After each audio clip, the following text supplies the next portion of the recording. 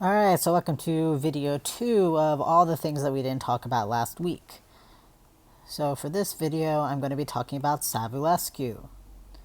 One of the common things that I saw on the participation pages, and this is both from Wednesday and Friday, is folks asking, why didn't we talk about Savulescu when we had a paper due on Savulescu? And the answer is, I wasn't supposed to talk about Savulescu. You had a paper due on Savulescu. In other words, we wanted folks to really try to engage with the text and not to rely on anything that I said in class or that the professor said in class. And I want to acknowledge that that can be a space of discontentment for folks. And I also want to challenge folks, especially since this is a philosophy class, to really learn to lean into that discomfort of working with uncomfortable text. You're going to have a few other papers that you're going to have to really read the text carefully. And some of the time, that's going to mean you don't have the opportunity to process them in class with your peers. That said, you're always more than welcome to meet with me in office hours to try to process at least some pieces of the text, but that's not something that I can force people to do. That's really going to be up to each individual person. That said, let's go ahead and take a quick look at Savulescu before I go on and unpack some of the things that I noticed from recitation and in the papers. So the main principle for Savulescu is procreative beneficence. So what does this say? Well, this principle says that couples, or in this case single producers even, should select the child of the possible children they could have who's expected to have the best life, or at least as good a life as the others, based on the relevant available information. So how does he argue for this principle? And notice that this principle is standing in support of everything else that he says about us having obligations to select for the best genes and everything like that. Well, here's the too long didn't read version. One of the things that you notice that he did in the paper is he gave us a case example. He gave us the simple case. And then after giving us the simple case, pumping our intuitions to see if we also agree with it, and you might not, he says, well, we might want to ask what principle best explains what's going on in the simple case. And he argues that the best principle is the principle of procreative beneficence. One of the hiccups, so we had, I think, like there was 3 other principles. And they were like autonomy and something to do between the physician and the patient. So a number of folks mentioned the 3 other principles in their paper, and they try to say that Savulescu also uses these three principles, and that's not quite right. He's not necessarily using these 3 principles. He's contrasting them with this principle and asking which one gets us the right answer in the simple case. And he explicitly says that those other 3 don't get us the right answer.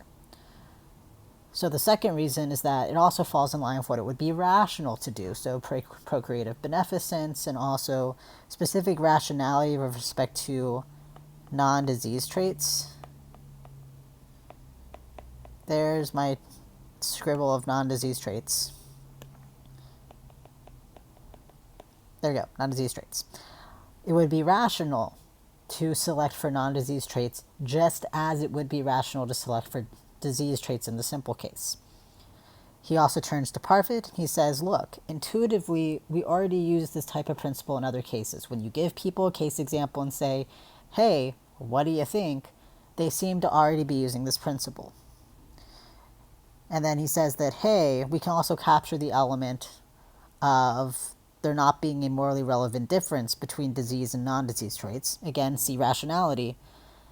And all of these reasons are reasons for us to take this principle seriously, to take his argument seriously. So that's the too long didn't read version of the moves that he's making in the paper. We're still grading the papers. Expect grades back by next Monday. So if you're reading this or listening to this and you're realizing, wow, I didn't talk about any of that stuff, don't panic. We're going to try to grade these as generously as we can, and these papers aren't worth all that much, all things considered. These papers were an opportunity for folks to try philosophy and then get feedback so that they can get better moving forward. Alright, so saying that aside, that's the too long didn't read version. This is my attempt at a more formal version. It's got some hiccups, but I tried. So I start off with the simple case and say that, hey, in the simple case, according to Savulescu, what do? We choose the child without the disease trait. That is asthma. Note that this is his appeal to rationality. What he says is that it's rational to choose the non-asthmatic child, just as in the Wheel of Fortune scenario, it is rational to choose the box that's less likely to have a problem, namely that you lose money. Premise 2, which thing explains the simple case better? Procreative beneficence. So, conclusion 1, procreative beneficence entails that we should choose the child without the disease trait in the simple case. There's a bit of a gap here, and I want to acknowledge that, but that would have made the argument way too long. So, just fill some stuff in here as needs be. It's ballparked. Then premise 3, the simple case is a stand-in for all cases of selecting potential offspring. This is implied, more or less, if not explicitly stated. The simple case is supposed to represent all those instances in which we could be selecting offspring, but maybe aren't right now or don't have the technology to. So, if we granted my conclusion 1 and P3, procreative beneficence entails that we should choose the child without disease traits in all cases.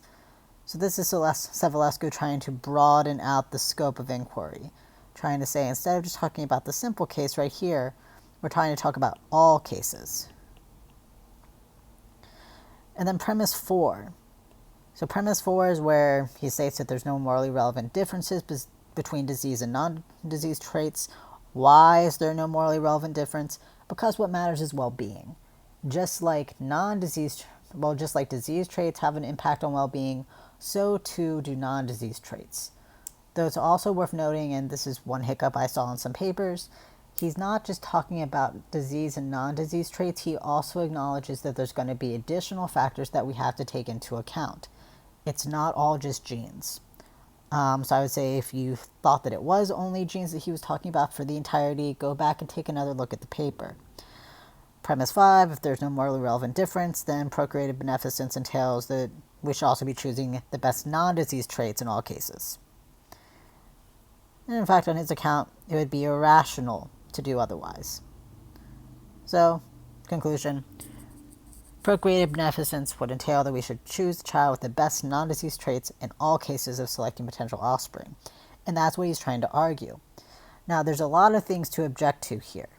Again, if we think that a conclusion is false, it has to be that we disagree with something along the way.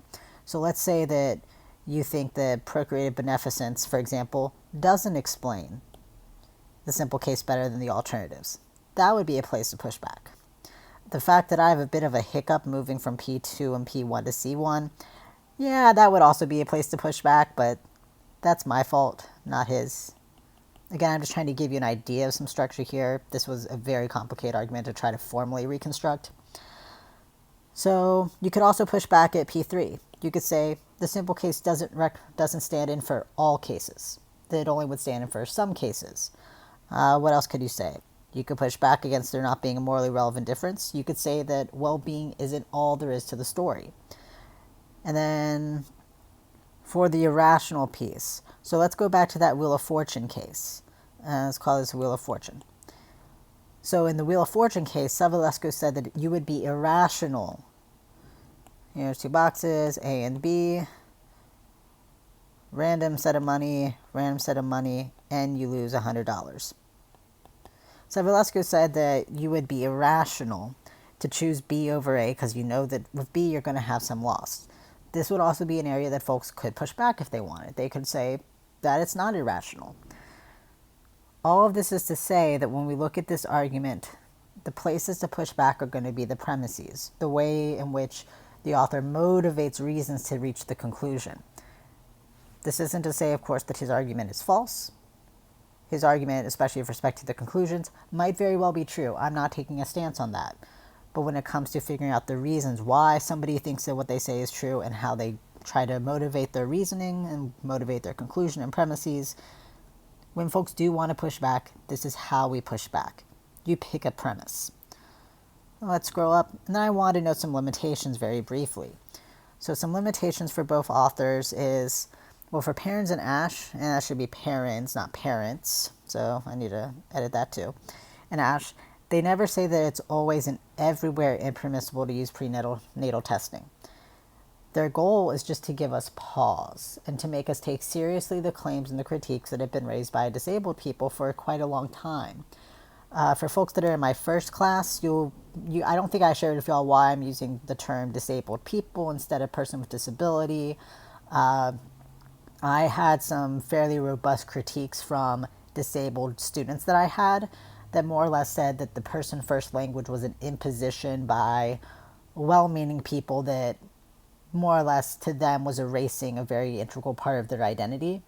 They shared with me that person first language more or less tries to just erase disability to make non-disabled people feel better about things, and I took their critique seriously. So I do choose to use disability first language since that is what I've mostly heard with feedback from a number of my students and colleagues. There's also a divide, however, between mental disabilities and physical disabilities, so it's more common to hear person first language accepted with respect to mental disabilities. So I want to acknowledge that distinction and also just clarify why I'm using the language that I'm using. It's not because I think that it's the right language to use necessarily, but a number of folks have told me that that is the language that they think I ought to be using, and I take them seriously in that respect. And then as for Savulescu, a number of folks didn't quite get this correct, and they said that Savulescu was saying that folks should be forced into selecting the best child, or even in class, some folks said, well, Savulescu wouldn't say that the deaf people are allowed to choose to have a deaf child, except that he does. He says that folks that are disabled have the right to choose to have a disabled child. He explicitly says that, I believe, on the second to last page, if not on the last page. Why does he say this? Well, because he says that autonomy is still autonomy. It's still ultimately a person's individual choice. That doesn't mean that the choice that they're making is the morally correct choice, but we can have a distinction between what the law requires of you and what your moral obligations are. Folks break moral obligations all the time, but we don't hold them and censor them or throw them in jail for it. We might just think that maybe they're bad people. So that's kind of what the main idea he would try to motivate is here. People should be doing these certain types of actions with respect to selection, but we can't force people to. That's not to say, however, that doctors can't thoroughly inform their patients, because some folks also said doctors aren't allowed to recommend things to their patients. No, the doctors are allowed to recommend things to their patients. They're just not allowed to coerce their patients. And though folks, of course, would probably plausibly be able to push back against that by saying, where's the line between coercion and providing information very strongly? And that is something that folks do critique. So in this video, I went through Savulescu. If after reading comments on your papers you have questions, please try to meet with me. I'll say this in class and in recitation. I will not discuss your papers via email. Namely because if there's a misunderstanding, that just tends to snowball, and I want to be able to sit there and physically look at your paper with you and try to figure out what are the things that we can tweak. But I'll go over that a little bit more later this week. On to part 3.